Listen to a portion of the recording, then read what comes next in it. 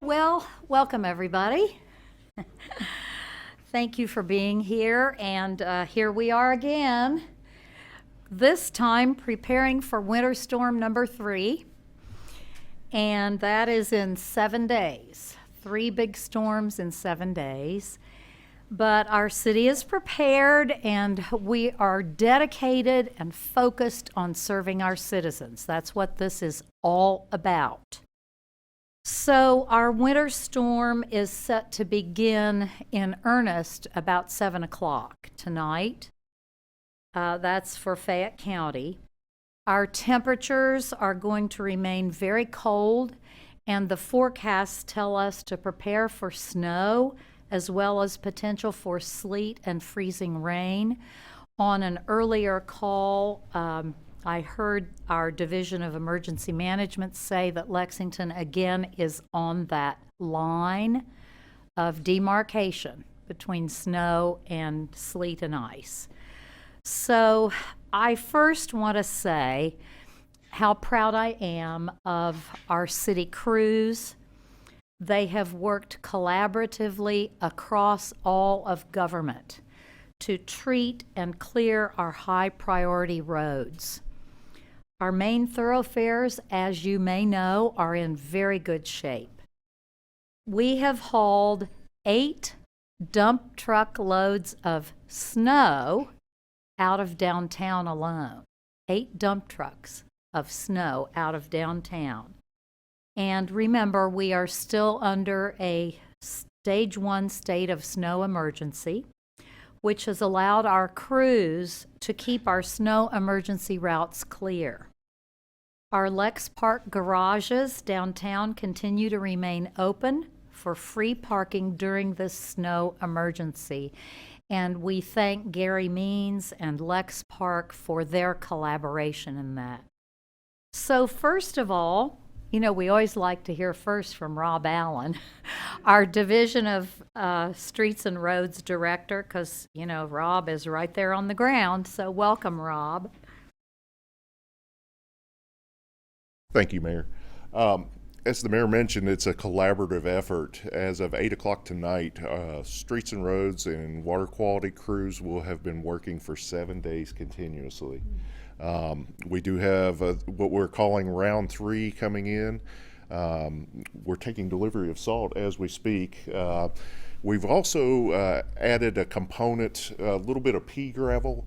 With the temperatures being in single digits, we're having trouble. The salt is slower to work, and this will help with traction of the vehicles. And we know folks are getting impatient and tired of streets that are covered with snow and ice. We're currently working in neighborhoods. We have hired contractors to assist us and made great progress on our main roads. We're now working on neighborhood collectors. We'll break off with this next snow and get back to the main roads.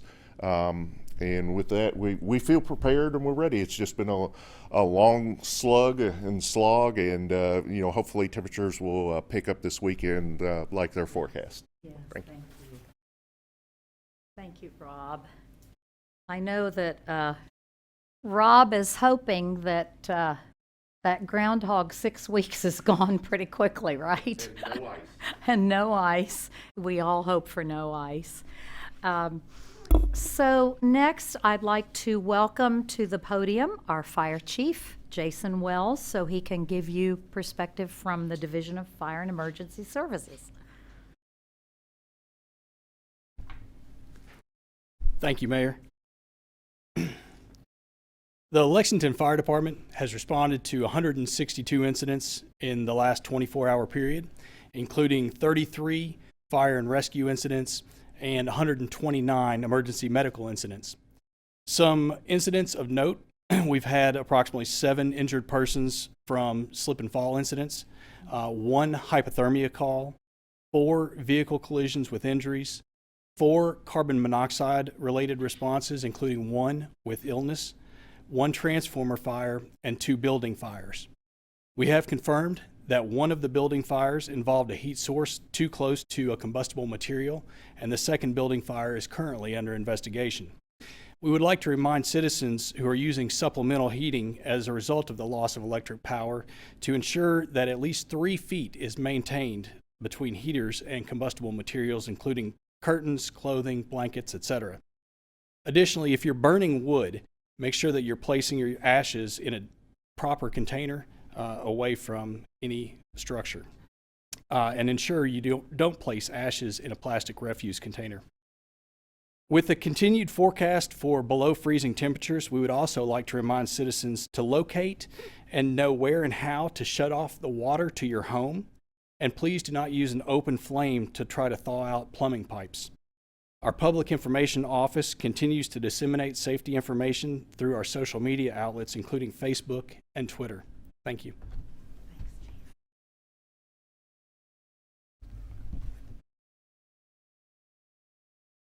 Thank you, Chief Wells. Next, I'd like to welcome to the podium Chief Lawrence Weathers from Division of Police.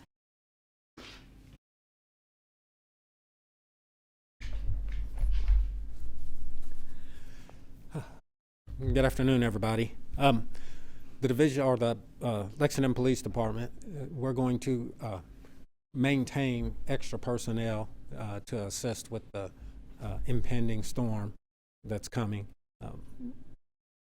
Things have been fairly decent because people have been staying home and our traffic numbers are down.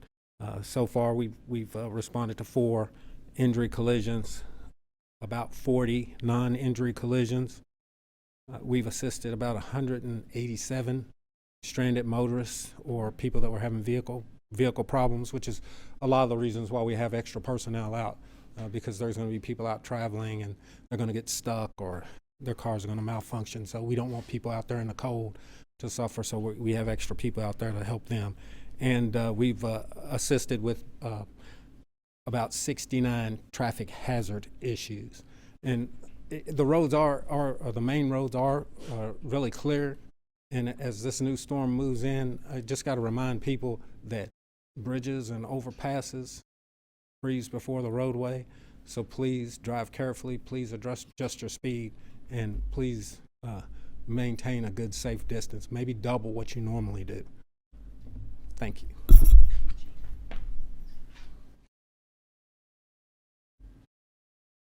Thank you very much, Chief Weathers. Finally, I'd like to ask Director Polly Ruddick to join us. She will talk about the work of our Office of Homelessness Prevention and Intervention, and she has her assistant Teddy with her. Come on. I think we can all, we know what it's like to bring kids to work and kids on Zoom. That's nothing new to anybody over the last year. So first, just like to say how very grateful we are to the first responders who have assisted in getting folks into shelter over the last week. We know their work isn't done and they're out there 24 hours, 7 days a week. So we do have several more days of cold. And with that in mind, LFUCG made the decision through the Innovative and Sustainable Solutions Fund to add additional monies to the motel rooms for emergency overflow. This will allow us to continuing sheltering all those that want shelter. As of this morning, we had 17 individuals in this emergency overflow. These individuals are not allowed into our regular shelters, and without these additional funds, they would have no shelter. So just thank the mayor and her administration for that approval late on Friday, I believe. As always, street outreach can be contacted at 859-533-9199. And we're also asking that any concerned citizens, if you see something, say something, and call the police non-emergency number at 859-258-3600. At this point, at the request of the Streets and Roads, Street Outreach will not be driving the roads, and so we ask that you please contact police if you need anything. Very good. Thank you. Come on, baby. Thank you, Teddy.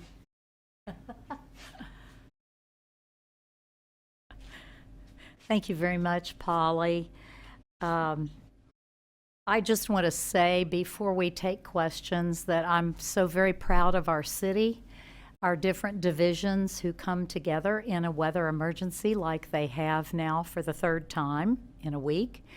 And I also want to thank our citizens for staying off the streets when they were hazardous, our citizens for understanding that each weather emergency puts more snow and ice on the main roads, so our crews have to go back to the main roads, and for just the patience that everyone is showing in our community. So with that, let's open it up to any questions for anybody who has spoken.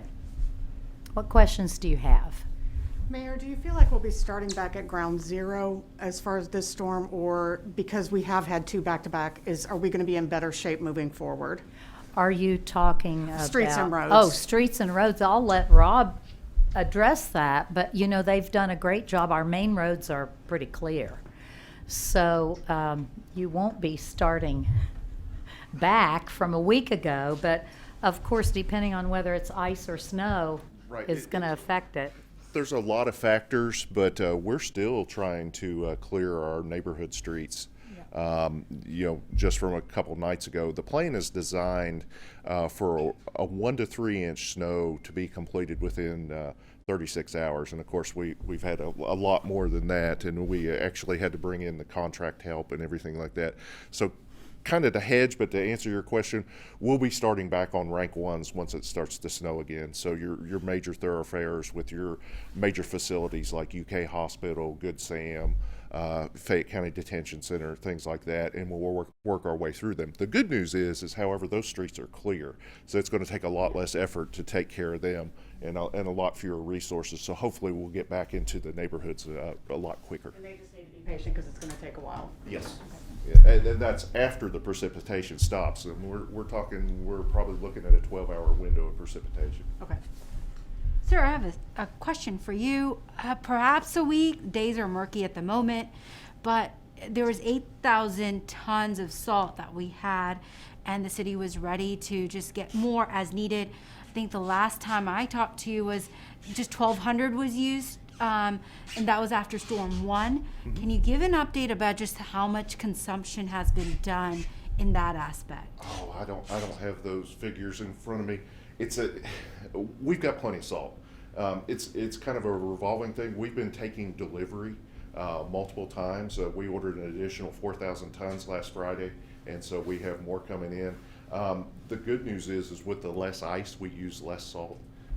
Bad news is the temperatures are a big concern because salt is less effective once you get around 15 degrees, and we've been below that.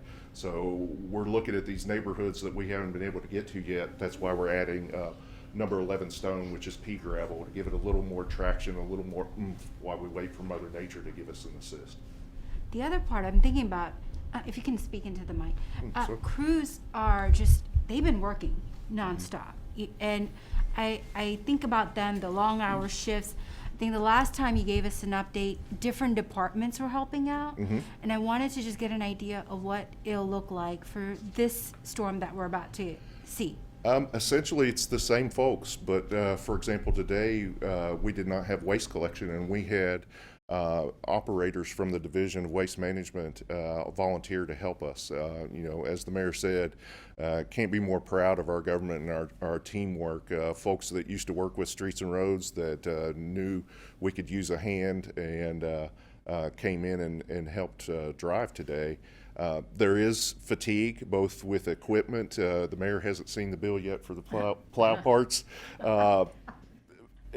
Equipment and people, and we worry about that. I was looking at one of our truck maintenance records the other day, and that truck had actually not been turned off for 4 days straight, except for to get fuel, but it had run continuously, and that's kind of what we're looking at.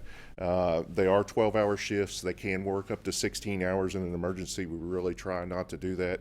Fortunately, we have enough folks, so we're able to do and take care of what we need to. But Anything else for Rob? Thanks, Rob. Thank you, Rob. Any other questions for anyone else? Karen? Are there any supplies that any groups are in need of that you're aware of? Polly, do you Polly says, no, not really. No? And Teddy, of course. As of Friday, Community Action Council had asked for microwaved meals. However, they have seen that the community always rallies and has come together. So at this point, as of a text message at 1:30, I think all of our providers are good. Thank you. You know that's Lexington, right? It's a very generous, helping community, and people step up when the need is out there. Any other questions? All right, thank you. Everybody be safe and get out of here before it comes. Thank you.